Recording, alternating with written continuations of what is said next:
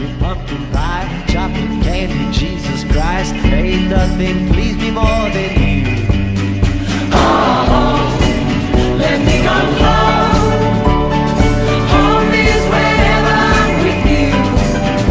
Oh, let me go home. Home is wherever I'm with you.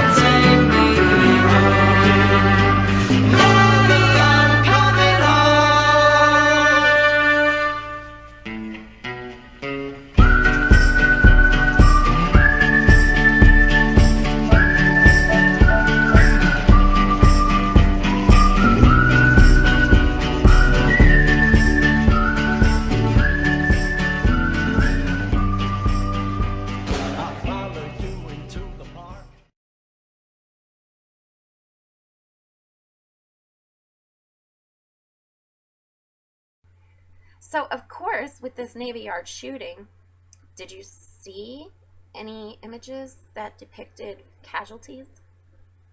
No. Let me give you a clue. There is not a shortage of inappropriate people in the world. Where there is death and mayhem and blood and gore, there is somebody there capturing the imagery of it all. For whatever reason, be it they want to make money or they just want to show the world how nasty it is, it doesn't really matter. But we are in a world where everyone is a photographer, everyone is a journalist, everybody has this device. Let me show you what we have. We have this right here, okay? We have this. Everybody has this. The government supplies this to people who can't afford them. So there's no reason for you to not see real, solid evidence of a tragedy. And in these events that the Navy Yard, let's see, the shooting at the school, you never once saw a single casualty, never a piece of evidence that suggested it really occurred. You saw people in tears. You saw images from the news of people standing around and cops and police cars. That was all you saw, though. There is not a person in the world who, despite how horrific and graphic a scene may be, will not provide proof that it really happened. What prevents a person from owning a gun? Not the Constitution. The Constitution of this country says that we all have the right to bear arms, to own and bear arms. It does not say you can only use those guns for hunting. Oh, and those guns only include muskets. It doesn't say. In fact, if anything, it says right there, you have the right to defend your state against the tyranny of government with your guns. That is exactly what it indicates. So, really, you want to roll with gun control because you think it's going to clean up our streets? Well, why don't we ask the criminals, the real people who are harming others? In fact, the next time you see a gas station getting robbed, ask the guy with the gun who's aiming it at a cashier if he gave a damn about the law. I don't think he does. Or she. I guess criminals are either way, you know. There's no gender bias there. It's not going to take the guns off the streets. It's not going to take them out of the hands of the people who don't need to own them. All it's going to do is make it more difficult for the people who are willing to stand up and fight for our country when the time comes. That is what the intent of gun control is. Because the only people that they want to take guns from are the ones who are willing to use those guns to defend this country and the Constitution upon which it was built. That ought to ring a bell, turn on a light in your head. Hey, that makes sense, okay? Because they're not cracking down on illegal guns on the street. No, in fact, the government is helping them be shipped in. I mean, who doesn't realize this is beyond me, but that's the case. When more focus is put on how to eliminate guns used in violent crimes, real crimes, then we'll talk about gun control. But until then, back up. Really open your eyes. Look at what's going on. Think about why your government would want to disarm legally carrying gun owners, okay? Because as far as I'm concerned, there's already too much gun control in place. It is my right to not only own a gun, but bear my gun. And do you know what that means? It means I have the right to carry my weapon in a place that suits my immediate need to defend myself. You too. And I would encourage any mother and any father to carry one and learn how to use it, to educate yourself and your children on how to defend themselves with the use of an advanced weaponry system that would actually protect you. Because words aren't going to do it. Words aren't going to protect you. Yeah, you may find that one criminal whose heart you can touch by pleading for your life, but guess what? The fact that they're standing in front of you right then and there with a gun in your face, telling you what you need to do to make them happy, food for thought. Words aren't going to help. So hopefully my sitting here and addressing you as a normal, not crazy person will help you to understand that we need to take a stand, that we need to really start opening our eyes. So this is me, Sabrina, from Snellville, Georgia, the mom of 3 with a working husband, telling you it's time to wake up to the things going on around you. Stop paying attention to just what's fed to you through mainstream media. That's what they want you to hear. And they is your government. They are the media.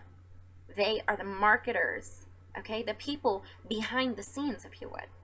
The people who are not worried about their safety as much as they are worried about collecting the big bucks. Now, I don't know about you, but last I was aware, we the people were the power. Let me tell you why. Because we're the ones that go and fight. When there's a war that needs fought, we go do it. You don't see the rich people up there doing that. You don't see the politicians out there in the fields with guns strapped to their backs. I mean, our current leader hasn't even seen the inside of a military base, save for his current addresses. Think about that. Our leaders should be smart, should be strategists, should know that making people happy is better than trying to rule over them. I, for one, am tired of trying to be made unhappy. I, for one, am tired of the government telling me how to eat, how to drink, how to own a weapon, what I should feel, where I should go when I need health care. I don't need that. I'm a smart person, and I think you are too. The problem is we've been dumbed down a lot, okay? Sad but true. We've been dumbed down by everything that's fed to us, by all the pretty lights on TV. Books, they put them on these devices, right? On your Kindles. Why? Because the bright lights and all the colors and everything they can do with these devices is fascination. It's fascinating to your brains. It's not stimulating them. It's not stimulating in a way that you should want to be stimulated. It's damaging. It's controlling. They're feeding you what you want so that you will continue to believe every word they say. And unfortunately, we're at the worst time of our life because of everything we've been dumbed down to believe. And it needs to stop. We need to realize that we are the power. When they want to go to war, it won't be the rich versus the poor. It's not going to be the politicians versus the poor. It's going to be the poor versus the poor. The people willing to fight. And you're either willing to fight because you believe in your Constitution, or you're willing to fight because some dude up in the office says, hey, go kill these people because they're bad. They own guns. Use your guns against them. And where that makes sense? Doesn't make sense to me. Folks, we got a lot of power in our hands. And we've been convinced to believe that we don't. That the power is with them. Our power is not in a vote. It's obviously not even in standing up and just screaming, no, we won't go. Where it comes from is in the weapons we wield against them. I have my weapons. Nobody's going to take mine away from me, at least not while I'm standing. And I feel deep in my heart that more people need to come to this idea, this understanding. Because if you don't, you're part of the problem. And you'll be the first people that they come after. Because they don't want to come up against those of us who are willing to stand and fight. Not yet, at least. They're still preparing for that. Trust me on this. I'm not crazy, remember? All right, I'm really signing off now. Sorry about the length of the video. I'll try and shorten it next time. But I really hope something I said is knocking on your brain cells. It's really waking you up. And united we stand, right? All right. Thank you for watching.